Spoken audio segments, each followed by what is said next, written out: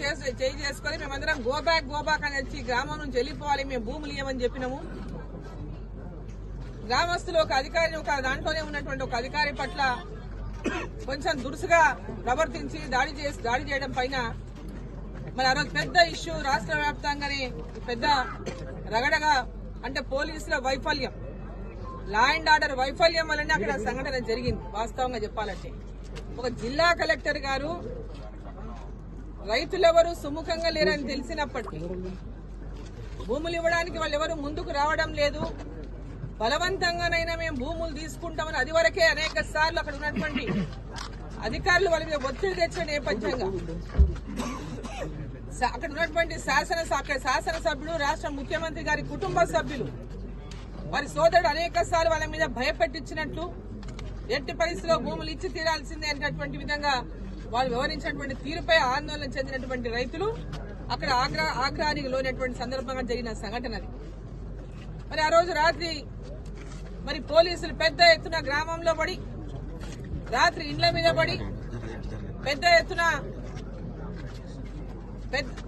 ఇండ్లకు దూరి కొట్టి లాఠీ చార్జ్ చేసి అడ్డగోలుగా మమ్మల్ని కొట్టి వ్యాన్లు ఎక్కించి ఇష్టం ఉన్నట్టుగా కొట్టిండ్రు. మమ్మల్ని తలుపులు ఇరగొట్టిండ్రు, డైరెక్ట్ గా ఇళ్లలోకి వచ్చి మమ్మల్ని వ్యాన్లలో ఎక్కించుకొని తీసుకొచ్చిండ్రు. ఇక్కడ కూడా పోలీస్ స్టేషన్ లో తీవ్రంగా మమ్మల్ని కొట్టినటువంటి బాధను ఈరోజు జైల్లో ఉన్నటువంటి రైతులు వ్యక్తం చేస్తా ఉన్నారు. దీనిపైన ముఖ్యమంత్రి గారు తన నియోజకవర్గంలో జరిగినటువంటి సంఘటనను తమ యొక్క వైఫల్యాన్నిగా చూపించుకోలేక, ఇది తమ వైఫల్యం అని చెప్పుకుంటే, తమ నియోజకవర్గంలో జరిగిన సంఘటన వైఫల్యం అని చెప్పుకుంటే తన ముఖ్యమంత్రి పదవికి అవమానమని భావించినటువంటి ముఖ్యమంత్రి గారు ఇది రాజకీయ పరంగా దీంట్లో ఏ విధంగానైనా మేము అనుకున్నాం కాబట్టి అక్కడ ఫార్మసీ పెట్టి తీరుతాం అనేటటువంటి విధంగా వాళ్ళని భయపడిస్తూ, మీరెవరైతే జైల్లో ఉన్నటువంటి వాళ్ళు బయటికి రావాలంటే మీరందరూ కూడా ఇళ్లలో ఉన్నటువంటి ప్రతి ఒక్కరు సంతకాలు చేస్తేనే వాళ్ళు జైళ్లలోంచి బయటకు వస్తారని భయపడడం, వాళ్ళ ఇళ్లలోకి వెళ్లి కొంతమందిని ఎవరైతే ఆ రోజు అరెస్ట్ చేసిండ్రో తీసుకొచ్చిన వాళ్ళలో కాంగ్రెస్ పార్టీ వాళ్ళని అంతా వదిలేసిండ్రు. వాస్తవంగా ఆ రోజు ఏదైతే వీడియోస్ ఉన్నాయో ఆ వీడియోస్ లో ఉన్నటువంటి వాళ్ళు పార్టీలకు అతీతంగా పాల్గొన్నారు ఆ రోజు జరిగినటువంటి రగడలో. కానీ దాంట్లో వ్యక్తిగతంగా ఏరి భారతీయ జనతా పార్టీకి ఎవరు పనిచేసిండ్రు, లేదా ఇతర పార్టీలకు ఎవరు పనిచేసిండ్రు, దాంట్లో కాంగ్రెస్ వాళ్ళు ఎవరు అని మొత్తం కూడా చూసి ఆ లిస్టులు తీసుకుని కాంగ్రెస్ పాలన అంతా కూడా బయటకు వదిలేసి ఇక్కడ మొన్నటి పార్లమెంట్ ఎన్నికల్లో ఆ గ్రామంలో భారతీయ జనతా పార్టీకి మెజారిటీ ఇచ్చిందని కక్షతో వారి మీద ఒక్కొక్కరిని ఏరి వాళ్ళని తీసుకొచ్చి రోజు జైల్లో పెట్టడం అనేది చాలా ఇతర అధికారులతో కలిసి అక్కడికి పబ్లిక్ హియరింగ్ పోయినప్పుడు సందర్భంగా ఆ గ్రామాలు ఏవైతే వీళ్ళు ఫార్మా కంపెనీ పెట్టడానికి భూసేకరణ చేస్తున్నారో అక్కింపేట గాని, తోలేపల్లి గాని, లవిచర్ల గాని, రోటిబండి తాండ గాని, పులిచర్ల తాండ గాని,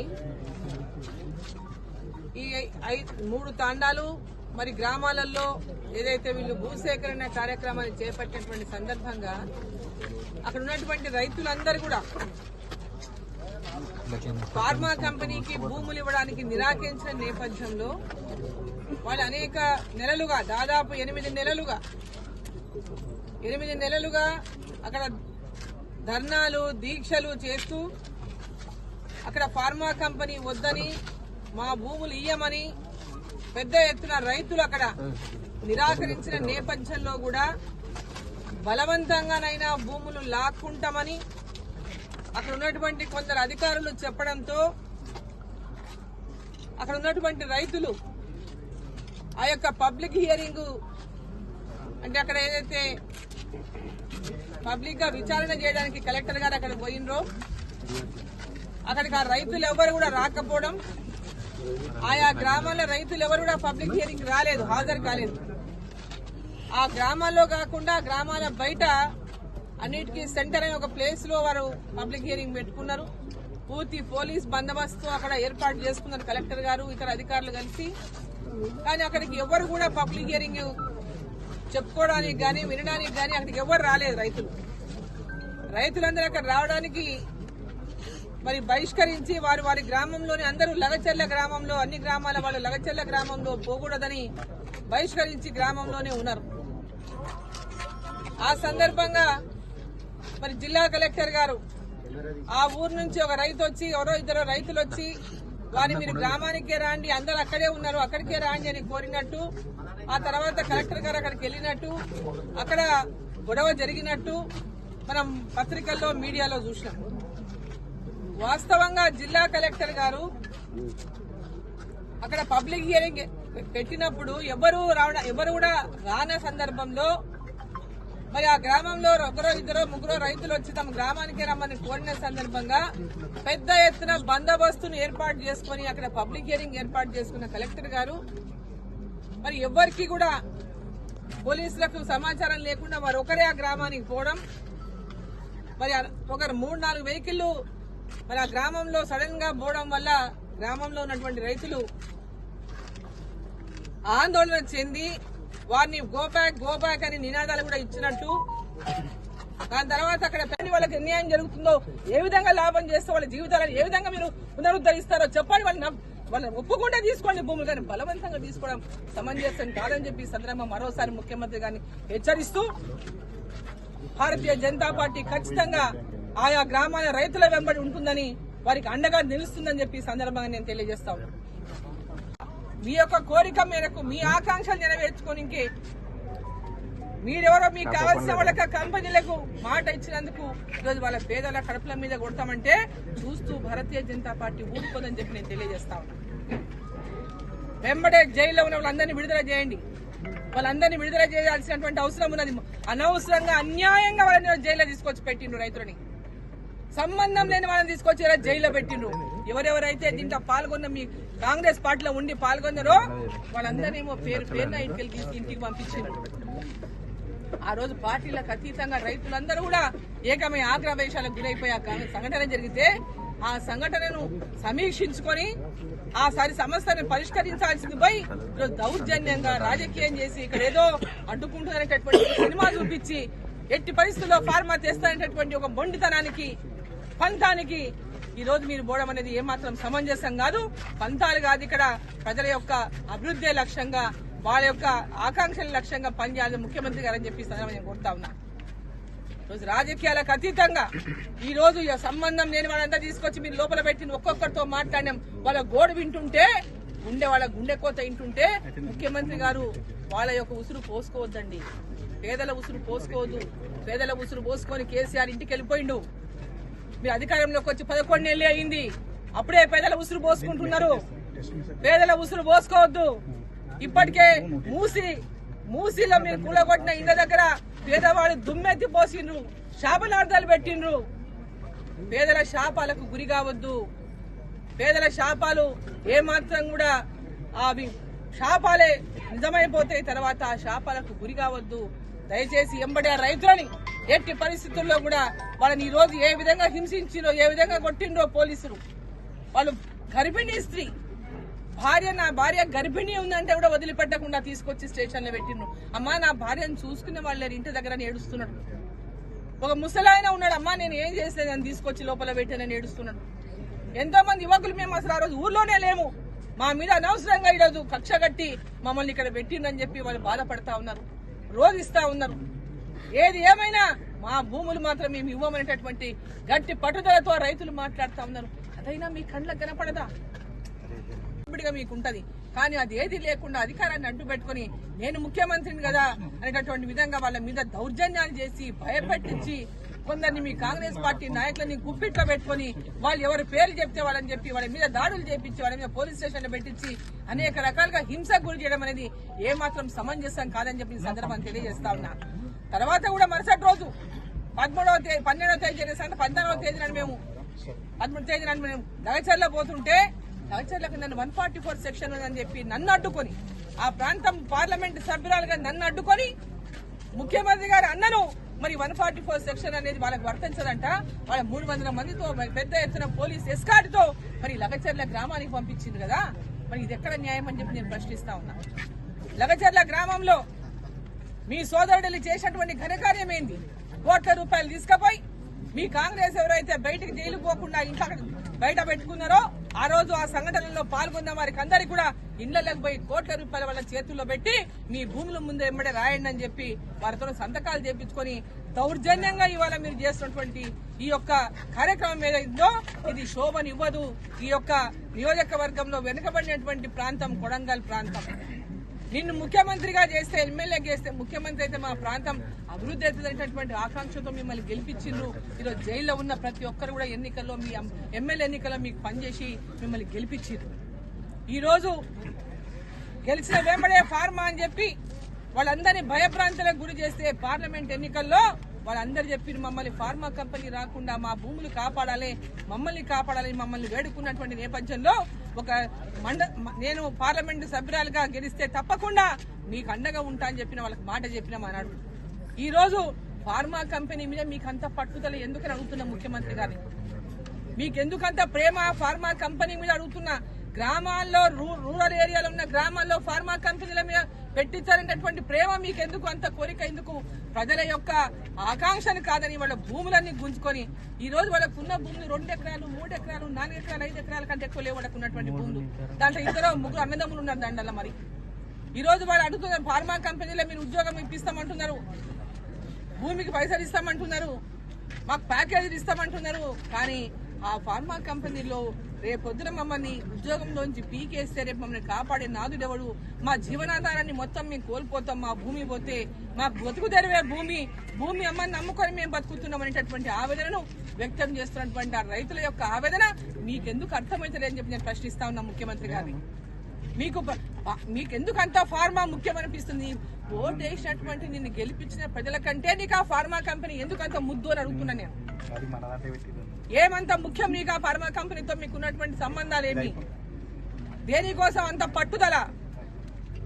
ఓటు వేసినటువంటి ప్రజలు మనకు ముఖ్యమా? గ్రామీణ ప్రాంతాల్లో ప్రజలకు మేలు చేసేటటువంటి మనం అవసరం ఉందా, కీడు చేసేటటువంటి? ఉన్నప్పటికీ కూడా 10 లక్షల రూపాయలు ఇస్తామని చెప్పడమే కాకుండా వాళ్ళ అన్న మాట ఏంటంటే మాకు 10 లక్షలు కాదు, 40 లక్షలు కాదు, తల్లిని పిల్లను వేరు చేస్తే ఎంత పాపం తగ్గుతుందో రైతుల్ని భూమి నుంచి వేరు చేస్తే అంతే పాపం తగ్గుతుంది. రేవంత్ రెడ్డి గారు, నీకు ఓట్లు వేసి గెలిపిస్తే మా వెనుకబడ్డ ఈ కొడంగల్ నియోజకవర్గంలో ప్రజలకు లాభం జరుగుతుందని చెప్పి ఆశించినాం. కానీ కొండ నాలుకకు మంది ఎత్తే ఉన్న నాలుక పోయినట్టుగా మా భూములు గిట్లా గుంజుకుంటామని చెప్పి ఆశించలేదు రేవంత్ రెడ్డి గారు అని చెప్పి వాళ్ళు ఎన్నిసార్లు ప్రభుత్వ అధికారులు గ్రామాలకు వెళ్ళినప్పటికి కూడా మేము సచేమిరా భూములు ఇవ్వమని చెప్పి ఇన్నిసార్లు చెప్తున్నప్పుడు వాళ్ళు పాదయాత్రలు చేసిండ్రు, దొరికిన లీడర్ కల్లా దరఖాస్తు ఇచ్చి దండం పెట్టిండ్రు, అధికారుల చుట్టూ తిరిగిండ్రు.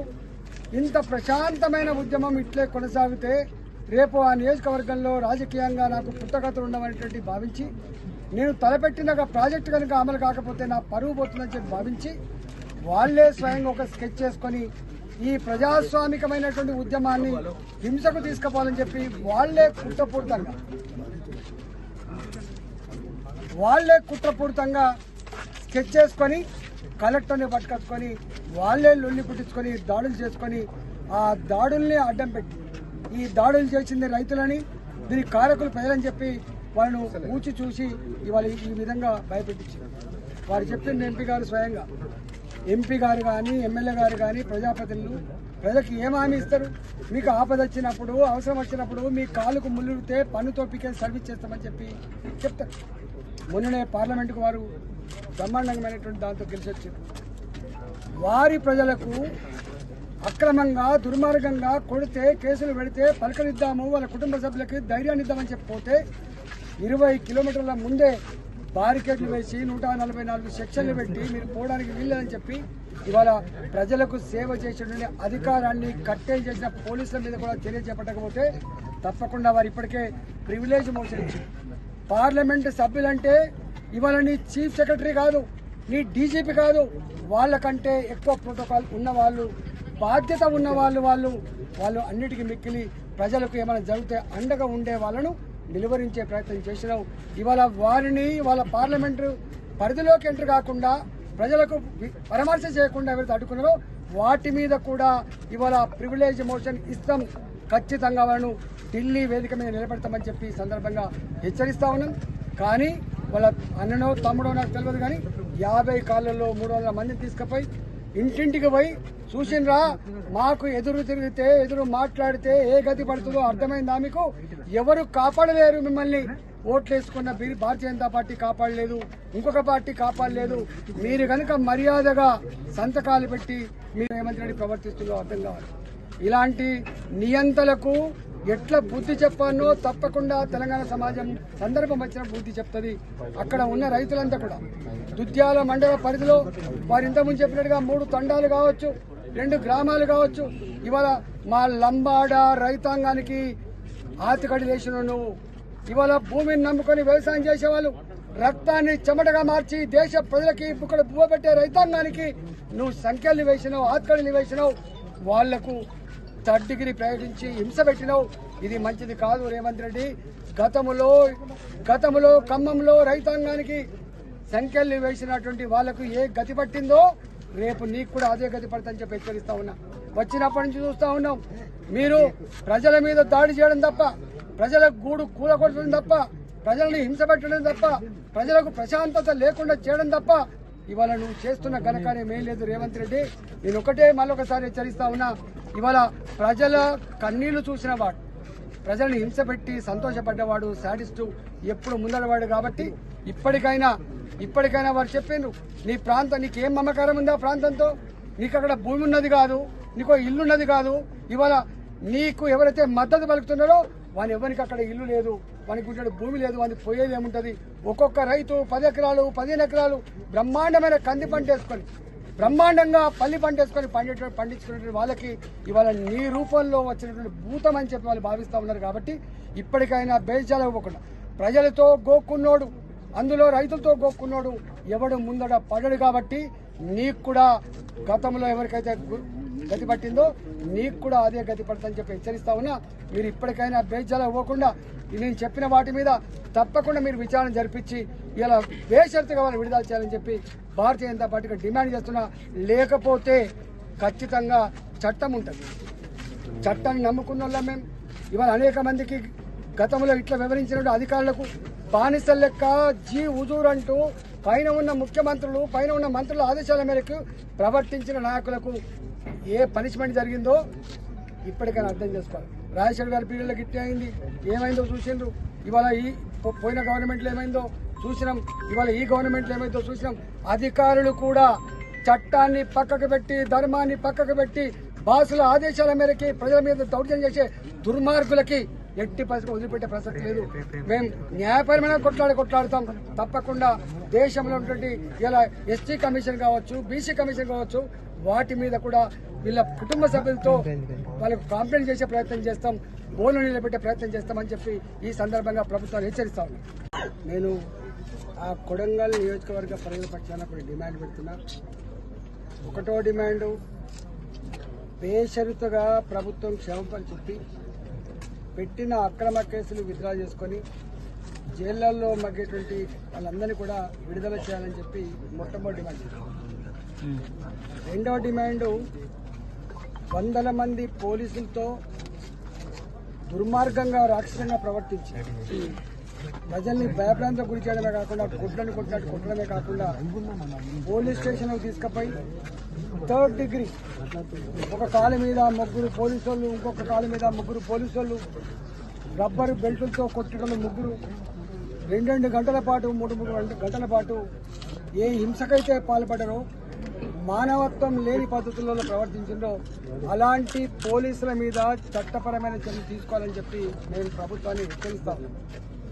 మూడో డిమాండు, ఇవాళ ప్రభుత్వ అవసరాల కోసం భూములు తీసుకోవడం వేరు, కానీ పెద్ద బడా వ్యాపారాల కోసం, ఫార్మా కంపెనీల కోసం ప్రభుత్వం ఓ ప్రాజెక్టు కోసం భూమి సేకరించుకోవాలి, ఓ స్కూల్ కోసమో కాలేజ్ కోసమో సేకరించాలి. కానీ ఇవాళ రియల్ ఎస్టేట్ బ్రోకర్ లాగా వాళ్ళతో కుమ్ముక్కైపోయి రైతుల భూములు గుంజుకొని ఇవాళ ఫార్మా కంపెనీలకు, పెద్ద కంపెనీలకు కట్టబెట్టడానికి మేము వ్యతిరేకం. దాన్ని తప్పకుండా రైతుల పక్షాన